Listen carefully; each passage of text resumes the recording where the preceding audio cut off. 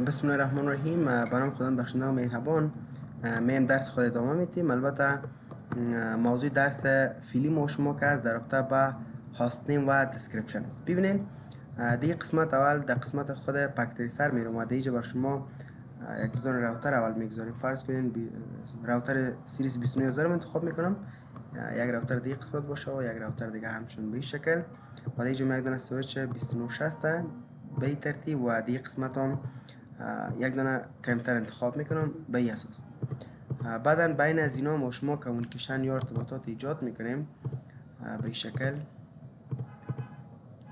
یک چیزی که زیاد مهم و اساسی است که ما باید از بر دیوایس خود در شبکه برشون نام اضافه کنیم، چون زیادتر جایی که زمان که ما یک پلیسی یا قانون وضع میکنیم میشه که به اساس خودمون نام همچون ما شما میتونیم به اساس نام پلیسی خود وضع کنیم.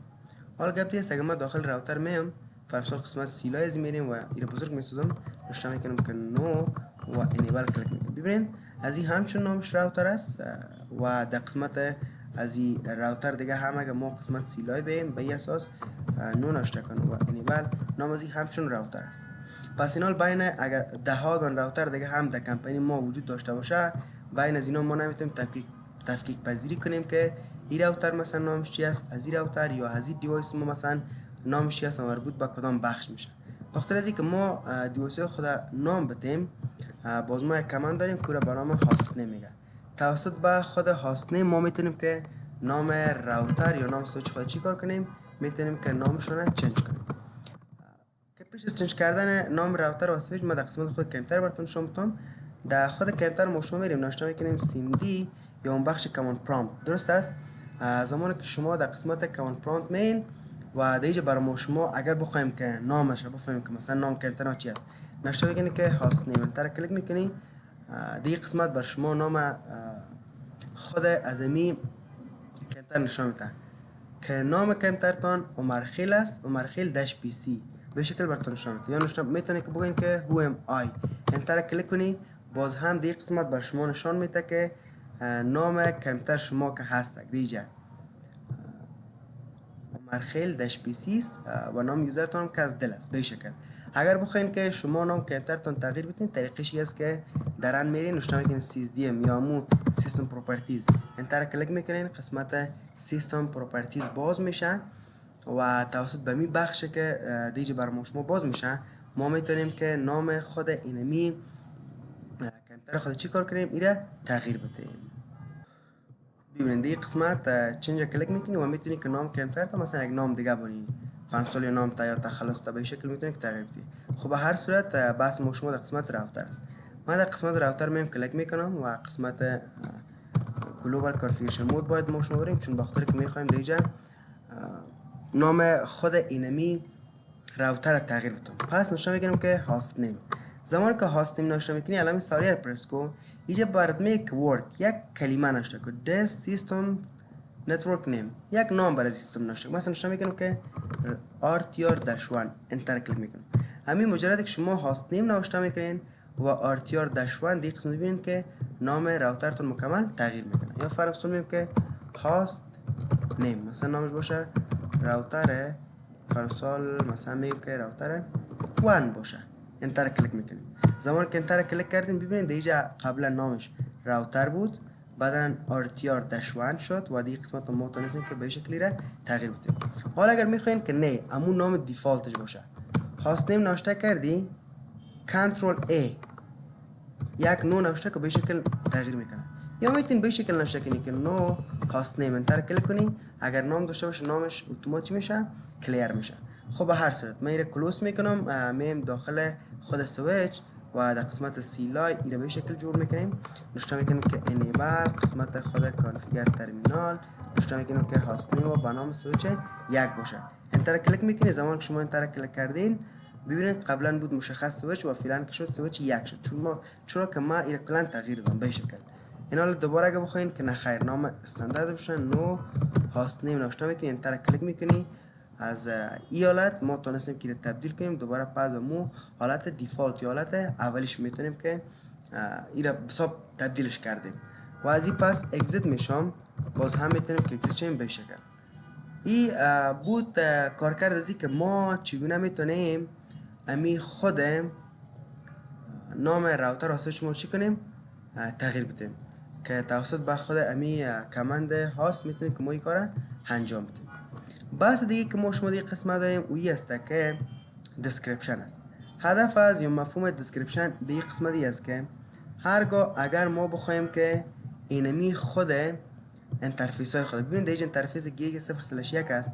اگر بخوایم که ما اینمی انترفیس دیگه قسمت لیول گذاری کنم، یکی خو لیول قسم است که مثلا زمانی که شما در کمپانی کار میکنین تماما اونمو دیپارتمنت ها زمانی که بینشون کمیشن ارتباط ایجاد میشه یک بخش ما شما سرور روم انتخاب میکنیم که تماما منیجمنت بخش ایتی از اون قسمت صورت میگیره. ما که بلار لیول گذاری میکنیم می که بر نحو لیول گذاری میکنیم مرتبط به خود از اون سازمان یا کمپانی که شما کار میکنیم میشه که ما در اون قسمت میتونیم اگر فرض کو مثلا دیپارتمنت یا بخش 4 ارتباط نمیگیره چی مشکل است ما اون کیبلش میتونیم که ترابل شوتینگ کنیم. این بخاطر آسونی کار خودمون. اما اگر ما بخوایم به شکل لاجیکلی نمی انترفیسی که گیگ 0/1 است را بگوییم که طرف آی اس پی کانکت است و اینی گیگ 0/0 که است بگوییم پورت است که طرف خود کمپانی ما کانکت است. این چیز ما به شکل لاجیکلی میتونیم که بریم دیگه قسمت بر از اینا یک لیبل اضافه کنیم یک دیسکریپشن. بران طریقشی است که شما دیگه قسمت مین و اینا ما بزرگ میستم ببینین از قسمت ابتدا کار میکنم. اول انیبل نشته میکنیم که داخل خود امو پریویلیج مود بیم، باز نشته میکنیم که کانفیگر ترمینال داخل گلوبال کانفیگریشن مود و دیگه قسمت ما داخل انترفیس گیگ 0/1 میرم. اما پیش از اون اگر ما بخوایم که بفهمم به چی تعداد انترفیس ها دمی راوتر وجود داره کماندشی است که شو آی پی انترفیس بریف بی آر رشه که تا پرس که تومات برد میاره اینجا براتون میگه سه دانه است. یکی گیگابیت ایترنت 0/0 0/1 و 0/2 بر ما شما دیگه قسمت چی میکنه نشان میده. شو آی پی انترفیس بریف براتون مشخص نشان میده. این حالا اگر شما بخواین که همین کار مثلا در سویچ کنیم ببینید ما در قسمت سویچ میرم و این بزرگ میسازم نشان میکنیم که enable show IP interface brief انتر کلیک میکنم چون سویچ که از پورت های زیاد داره. ببینید از پورت فست ایدرنت 0/1 شروع میم تا پایینتر سویچ ما شما که است 24 پورت است فست ایدرنت یعنی سرعت 100 MB پر سکند است و دو دانه پورت های دیگه داریم که سرعت از اونها 1 GB است گیگ 0/1 و گیگ 0/2 هستند. این حال بحثی است که اگر ما بخوایم داخل از این انترفیس برم یعنی داخل انترفیس مود بران به شکل نشان کنیم کانفیگر ترمینال انترفیس تاب پرس میکنی علامه سوالیه.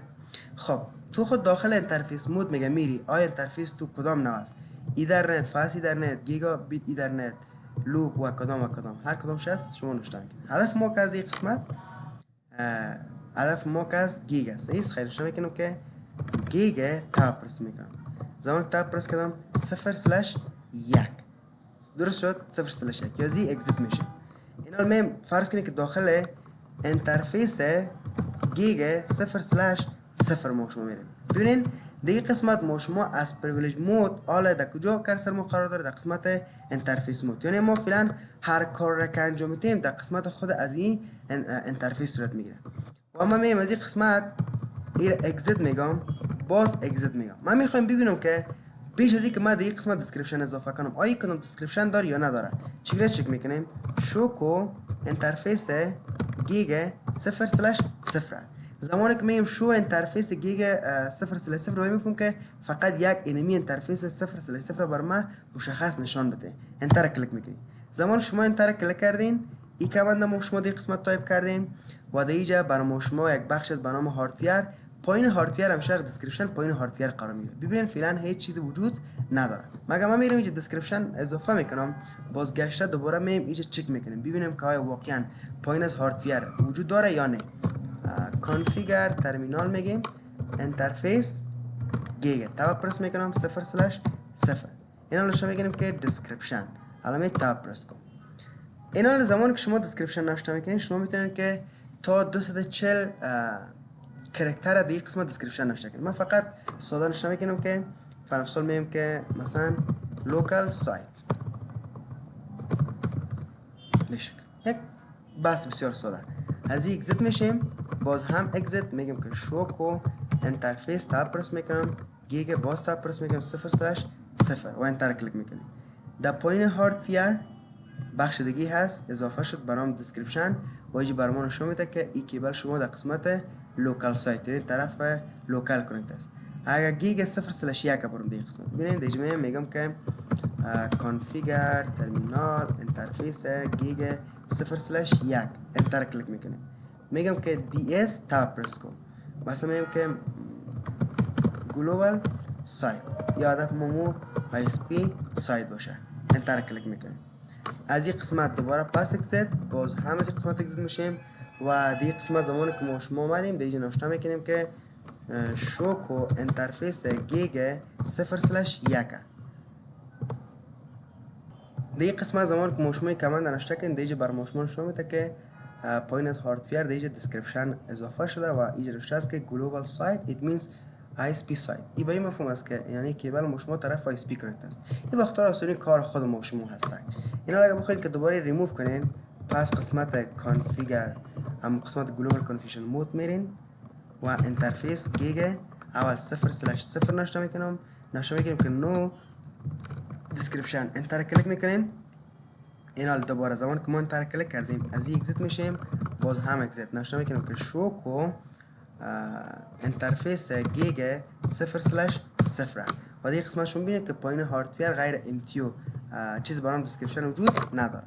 پس قسمت کانفیگر میریم انترفیس گیگ 0/1 و نو دیسکریپشن، فقط دی اس نوشته کنید کفایت میکنه. از این پس اگزیت میشیم، باز هم اگزیت نوشته میکنیم که شو آی پی انترفیس ساری این قسم دیگه نیست، نه شو انترفیس گیگ 0/1 اضافه کردیم 0 گیگ 0/1 دیگه قسمت هم وجود نداره و فکر کنم که از 0/0 هم از بین بردیم. ده هر دو از اینترفیس که است دیسکریپشن وجود نداره. خلاصه دیسکریپشنی است که به خاطر آسانی کار ما میتونیم که از قسمت دیسکریپشن استفاده کنیم که یا همون موضوع هاست نیم بود و یا همون کمندایی که دیگه قسمت ذکر شد دیسکریپشن است که ما براتون گفتم. به عنوان آخرین بحثی که دیگه قسمت داریم بنر است. هدف از یا مفهوم بنری است که قسمی که ما شما داخل کورس میشین، شما مثلا در هر بیشتر دروازه نوشته است که سان فرانسیسکو یا مایکروسافت یا هکینگ یا مثلا قسمت لینکس یا کامپیوتر لب. به خاطر از این است که شما اشتباه نکنین، بس در این فرصت همون صنف که شما نیاز دارین داخل صنف شید. یا فرض زمانی که ما شما بازار میریم هر کدام دکان یا همون بخش‌های مختلف که هست از خود یک لاوه جداگانه داره که همون مشخصات دکان یا فرض همون مغازه که است خدمات را که ارائه میکنه یا همون وسایلی را که میفروشه بر ما شما همون بخشش نوشته است. این بخاطر اصلا کار مسکت نشه که شما به جای از که یک دکان مثلا خوراک فروشی را کار دارین شما در یک دکان دیگه مثلا داخل شید.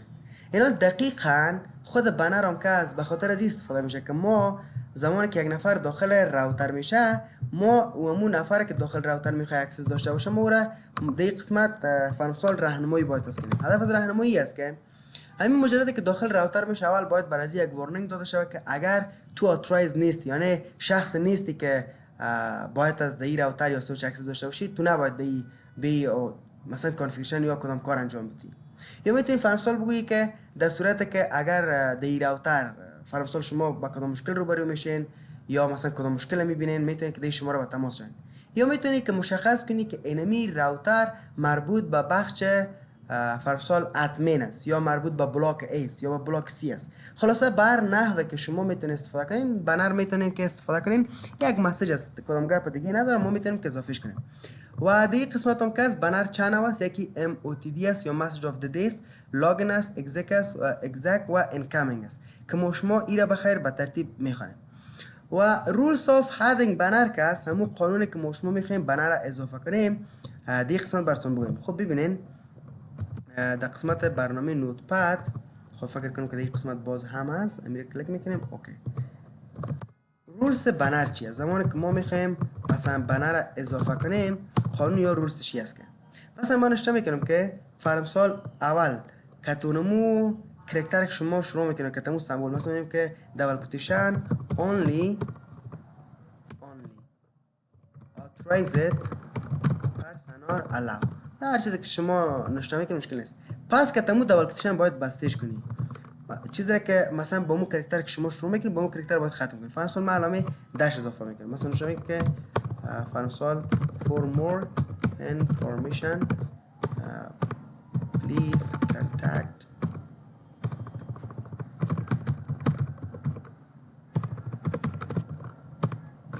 هست به شکل. پس که تمی علامه باید شما کلوز کنید. حالا قسمش که مثلا شروعش از قسمش کردی باز دباین جمله امی کلمه رو استفاده کنید که غلط است، درست است، به این اساس نباید باشه. قسمی که حالا ما براتون دیجا اضافه میکنم، مثلا داخل راوتر رفتن نوشته میکنم که نیبل کانفیگر ترمینال و نوشته میکنم که بنر علامه ساله رو میگذارم. فعلا پاکت تریسر کس یکی لاگین سپورت میکنه، یکی ام او تی دی یا مسیج اف دی را. هدف ما شما کس ام او تی دی است. انتر کلیک میکنیم دبل کلیک. مثلا میگم که for more information please contact هست و انتر کلیک میکنم. ببین تا بالا ما این جمله که نوشته کردیم تا فعلا ما این قسمت اضافه نکردیم. بعد اینجا میم مثلا همون شماره تلفن نوشته میکنم 0783 فرض کن 0780 مثلا 3 120 106 به شکل.